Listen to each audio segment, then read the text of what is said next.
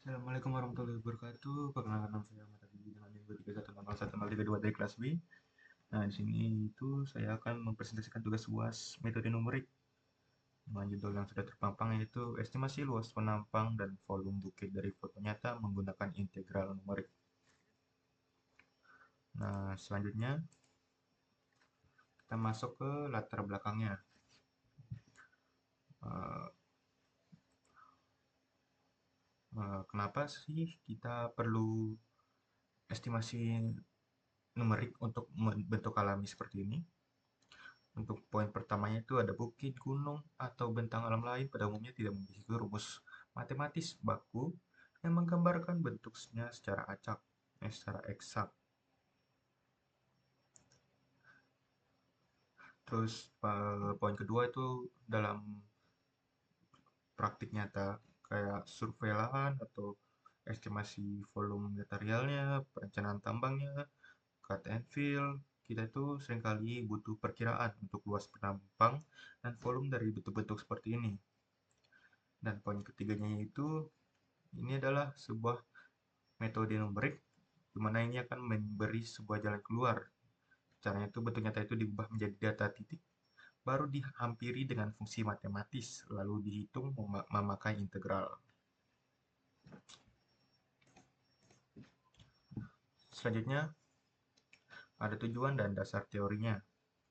Nah, tujuannya itu ada 4, dimana itu mengubah kontur bukit pada foto menjadi data titik numerik, lalu membangun fungsi hampiran atau kurva, lalu menghitung luas penampang konturnya pakai integral tentu, lalu kita menghitung estimasi volume bukit sebagai benda putar menggunakan metode cangkang silinder atau shell method. Untuk dasar teorinya itu sendiri itu kita ada beberapa, yaitu ada bernama interpolasi spline, itu merupakan kurva mulus yang melewati setiap titik data secara berurutan. Selanjutnya ada yang namanya regresi polinomial atau fit poly, itu mencari satu fungsi polinomial derajat n yang paling mendekati seluruh titik data atau least square. Selanjutnya kita itu ada dasar teori dari integral tentu dengan rumusnya luas sama dengan integral gx dx menghitung luas daerah di bawah kurva pada interval a, b. Selanjutnya ada menggunakan metode cangkang silinder atau shell method, itu menggunakan ini volume sama dengan integral 2pi kali rx kali gx dx. Dengan rx-nya itu sendiri itu merupakan jarak tegak lurus ke sumbu putar. Nah, untuk alur penyelesaiannya itu seperti ini. Kita pertama menginput gambar di GeoGebra antara titik A dan titik B. Lalu kita klik manual mengikuti siluet kontur bukitnya, titik C sampai dengan seterusnya, dikumpulkan dalam list L1. Lalu kita pakai spline DF sampai dengan 3, itu untuk membentuk kurva mulus F yang melewati semua titik untuk visualisasinya. Lalu kita pakai fit poly DF4 untuk menghasilkan fungsi polinomial Gx-nya sebagai hampiran kontur. Lalu ada namanya integral luas, ini sudah dibaca. Lalu selanjutnya kita menghitung integral volumenya. Nah, langkah pengerjaannya. Itu langkah pertama sampai yang kedua itu kita menginput foto dan digitasi titik konturnya. Ini cara pengerjaannya itu ada titik bantu A minus 1,9, minus 2,1 dan B 15,95, min 2,1 itu sebagai jangkar letak gambar. Lalu foto bukit ini dimasukkan sebagai elemen image dengan start point A sampai B. Sehingga gambarnya terskala otomatis ke sistem koordinat GeoGebra-nya. Dan ada juga 19 titiknya itu dari C sampai U itu diklik manual tepat di sepanjang siluet bukit pada gambar. Nah, seluruh titik tersebut itu dikumpulkan ke dalam suatu list L1 atau list 1 dari C sampai dengan U. Lalu ini ada contoh data koordinat titik konturnya. Bisa dilihat dalam tabel ini. Nah, selanjutnya itu membentuk fungsi hampiran kurva. Itu pakai yang tadi, yang spline itu kurva F. Itu spline derajat itu atau spline derajat kubik itu yang melewati ke 19 titik secara berurutan dan mulus. Itu berguna sebagai visualisasi kontur yang halus dan presisi mengikuti bentuk asli bukitnya.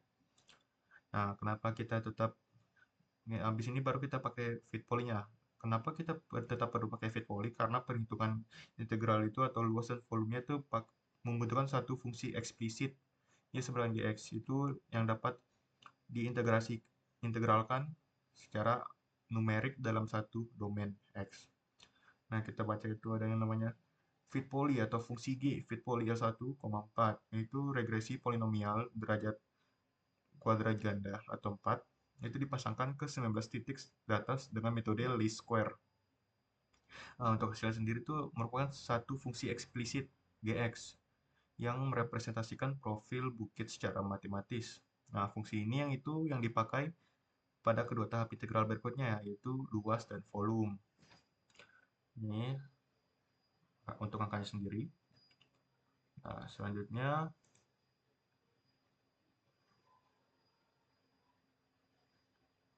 menghitung luas penampang kontur. Nah, untuk luasnya itu sendiri itu berada di bawah kufra terhadap sumbu X pada interval 1, 15,22. Nah, itu dihitung pakai integral tentu. Itu rumusnya sudah terlihat di pampang.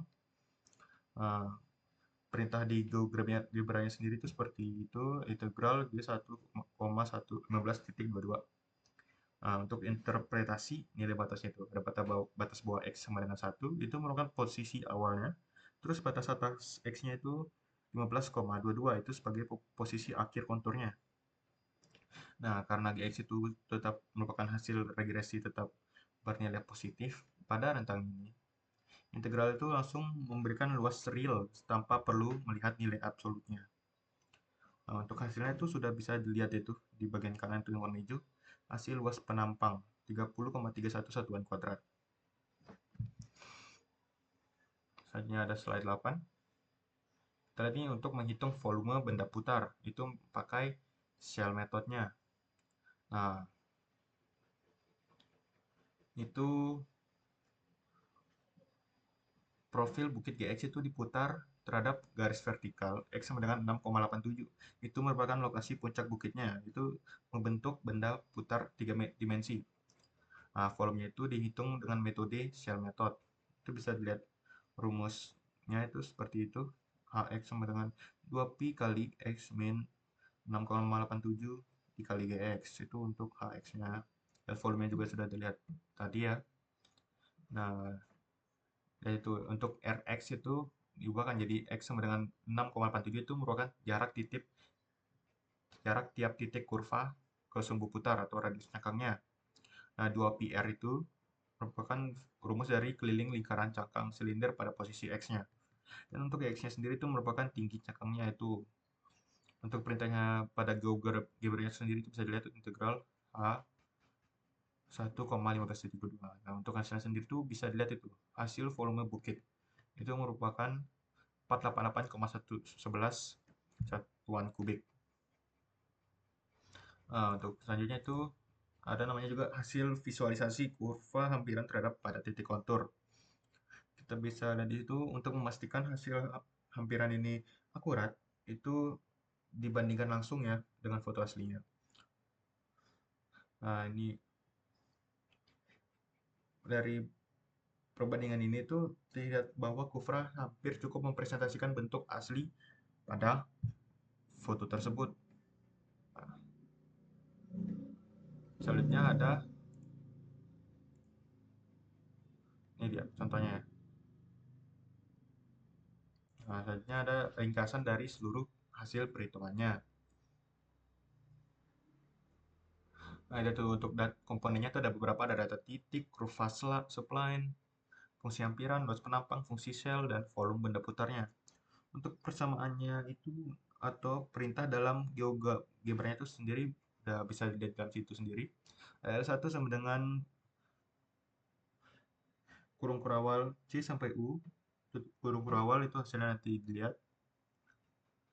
Untuk kurva spline-nya itu F sama dengan SP line. L1,3 untuk hampirannya itu sendiri G sama dengan fit poly L1,4, baru luas penampangnya itu integral G 1 15.22, baru fungsi selnya, lalu fungsi volume benda putarnya. Nah, untuk kesimpulannya sendiri dari yang kita bisa lihat di sini tuh, metode numerik itu berhasil mengestimasi bentuk alami secara kuantitatif. Kontur bukitnya itu tidak memiliki rumus eksak yang dapat dihampiri secara akurat menggunakan regresi polinomial derajat 4 fit poly dari 19 titik digitasi. Nah, integral tentu dari fungsi hampiran memberikan estimasi luas penampang sebesar 30,31 satuan kuadrat. Nah, shell method ini itu terhadap metode shell method terhadap sumbu X itu sama dengan 6,87. Itu memberikan estimasi volume benda putar sebesar 488,11 satuan kubik. Nah, pendekatan ini menunjukkan bagaimana metode numerik menjembatani data dunia nyata dengan analisis matematis kuantitatif. Ini untuk hasilnya. Bisa lihat di sini. Nah, untuk perhitungan manualnya ada di sini. Kita lihat di GeoGebra-nya langsung. Nah, itu ada beberapa titik bisa dilihat dimasukkan secara manual ya. Sampai ujung. Nah, ini untuk rumusnya. Dengan rumus yang di BPWT tadi. Sama. Jadi, mungkin segitu saja untuk penjelasan tentang